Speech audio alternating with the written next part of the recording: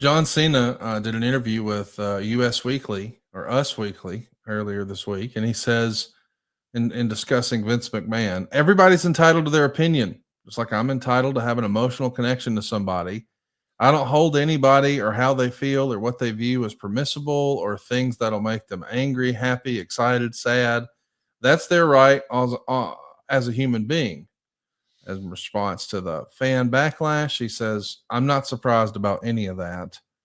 I feel like, on the one hand, John Cena should be applauded for defending his friend and saying, "Hey, even if some bad stuff happened, he's still my friend." I appreciate John Cena doing that. Everybody needs a friend like John Cena, is what I'm trying to say. But this is kind of considered a controversial take in the wrestling world.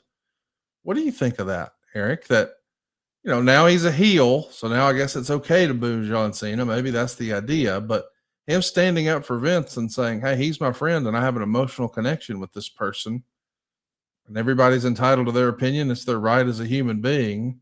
That doesn't play well in certain wrestling circles. Your response? It's unfortunate because I think that was a really thoughtful, very thoughtful, and honest response. And it's one that I think should be applauded. But whether it's, the wrestling bubble or just society as a whole, we've seemed to, it's always been this way, I'm sure. Man, over the last couple of years, it's gotten so intense. And by it, I mean, people feel so entitled to immediately cast judgment, like they're in charge of shit. They're not. Who are these people that feel that they can judge or should judge? It becomes their mission to judge. A comment from John Cena, which is innocuous in my opinion. He wasn't defending Vince. He was defending himself for his friendship. And you can acknowledge that somebody did something wrong. You can acknowledge that someone did something bad. But who made you judge? You could decide not to associate with someone that you feel did something wrong or something evil, or whatever you want to call it. It's your choice, and certainly make it. But when you start judging people and their intent and their heart, not to sound melodramatic about it, because you feel you have some knowledge or righteous platform to cast that judgment on someone, get away. It's bullshit. I admire John. He's consistent. I remember I was in Detroit maybe last year, a year before, whatever, it doesn't matter. A year or two ago, I was in Detroit visiting family, and I stopped for gas, and I left the radio on while I was pumping gas because I was listening. It was a Howard Stern show. John Cena was the guest, which is why I was listening to Howard Stern. Otherwise, I wouldn't waste my time. But he's a dipshit. Stern, what a clown.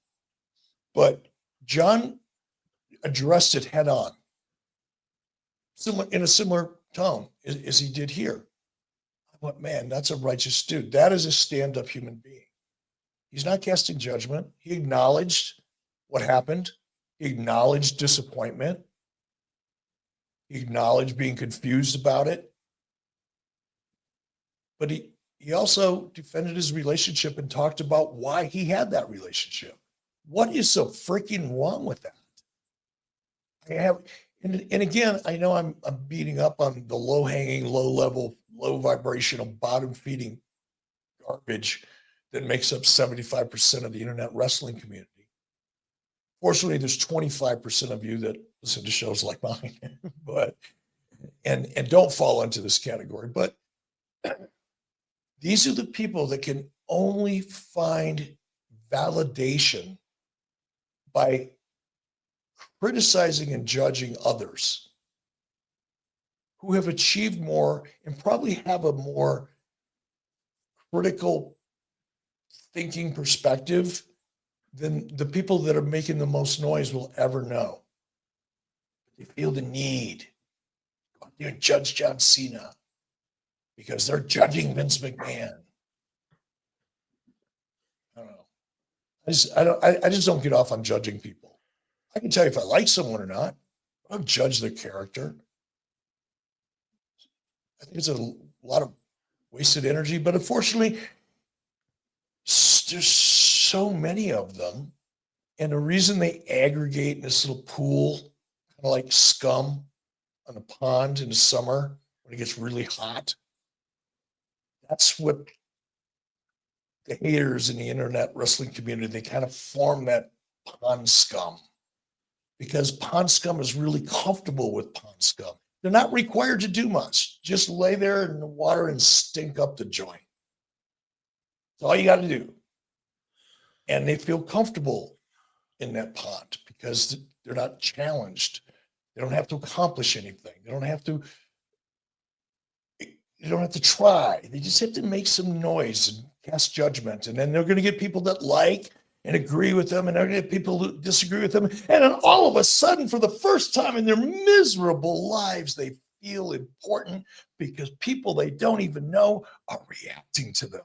Oh, I'm going to be an influencer someday. That's what that mindset is. Let's talk about some other news and notes. That, I love when you want to get off a subject.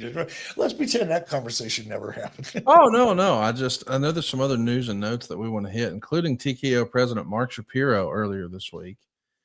He shared his thoughts during a JP Morgan conference about the new WWE Unreal series. And here's what he had to say. As a reminder, Eric, that's the series that's going to debut on Netflix this summer. It's a peek into the writer's room. So we're going to see how the sausage is made, as they say. But here's the quote from Mark Shapiro, who's the TKO president.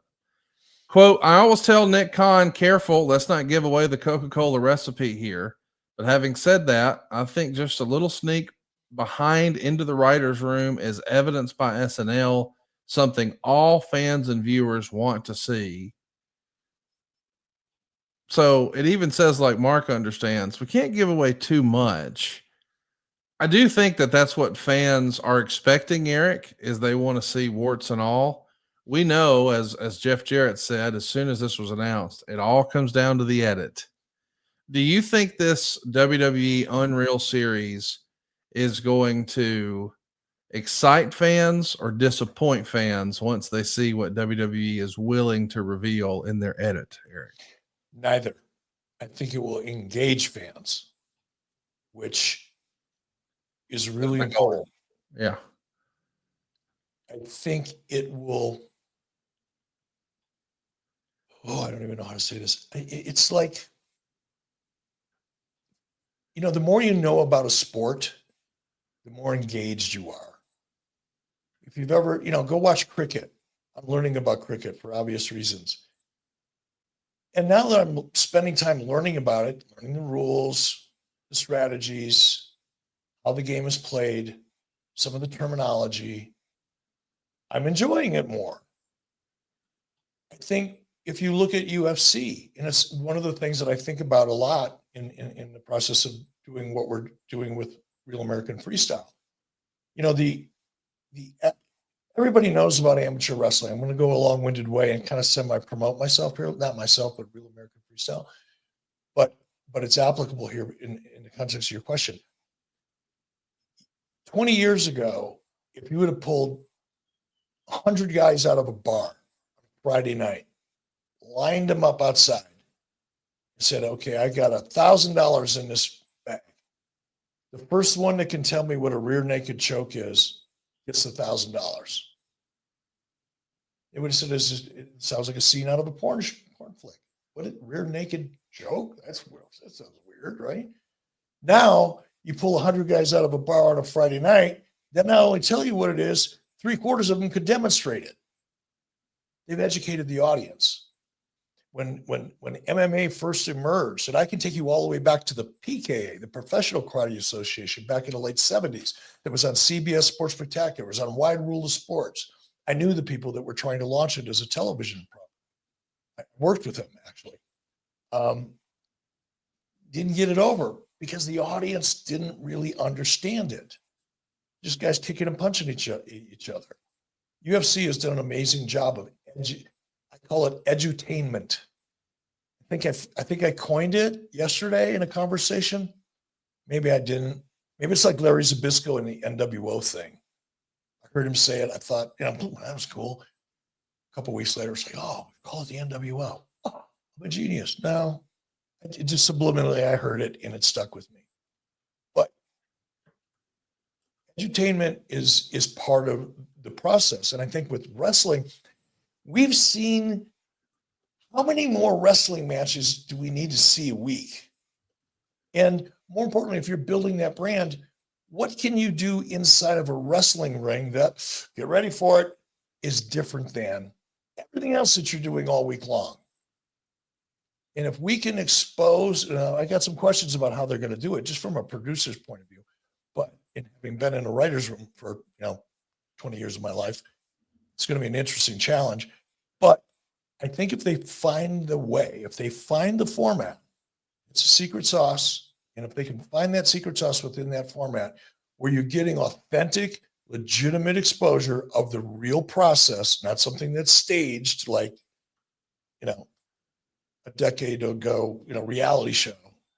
But if they find an organic way to do it, I think it will further engage the audience that's already a fan and make them even more of a fan, because now they're going to understand the process, or at least a part of it, in a way that makes them feel empowered to be a fan. I'm pretty sure that's the strategy. It would be, if I was doing it, that would be my goal, to further engage by edutainment. Now, let's talk about how they do that in a television format. It's got to be about, you've got to reveal. The audience has to feel like they're learning something, seeing something, gaining some sort of insight that they would not otherwise get watching something else. There's got to be stakes, got to be drama, got to be conflict, and there's got to be resolution. That's kind of like, if you're going to bake a cake, those are the basic ingredients. So how they do that in a writer's room, that'll be interesting. It would be hard. And that's why I'm so interested in it, because from a producer's perspective, in terms of trying to maintain the audience's engagement in the show, holding your audience, as they say in the television business, holding your audience for something like that can be really tough, because those elements have to be there. And if they're not, you're not going to hold them. We're helping people save money at savewithconrad.com. And with all the economic turmoil going on the last few weeks and all the uncertainty it brings, here's one thing that is certain: your home is still worth more than what you paid for it. According to the Zillow Home Value Index, the value of your home is still going up year over year, which means you're most likely sitting on untapped equity. Did you purchase your home or refinance it a few years back and got one of those really low COVID interest rates, and now maybe you're worried about giving it up? Well, here's something to think about. While the interest on your mortgage payment is low, the interest you're paying on your credit card balances is most likely wiping out those savings and then some. So what's more important, clinging on to that low rate or saving money each month? Let's talk about using the equity you've built up in your home and rolling all that debt into one lower monthly payment. Someone who just did that was our man Andrew, a maintenance worker in Tennessee. He needed to pay off some debt, and he needed to get a new roof and some new floors for his home. So instead of taking out more debt to do these upgrades, he came to savewithconrad.com to use the equity he's built up in his home and do a refinance. Savewithconrad.com helped him accomplish all of those upgrades he wanted on his home. He paid off his debt, and now he's saving over $400 a month. He even got to skip his next 2 house payments. And you can do it too. Go right now to savewithconrad.com and let my team run the numbers for you for free. There's no cost and no obligation. And if we can't help you save some money today, we won't waste your time. It doesn't cost a thing to look, and you've got nothing to lose except some crazy high interest rates on those credit cards. You know you can do better. Start saving money today for your family with my family at savewithconrad.com NMLS number 2129, equal housing lender.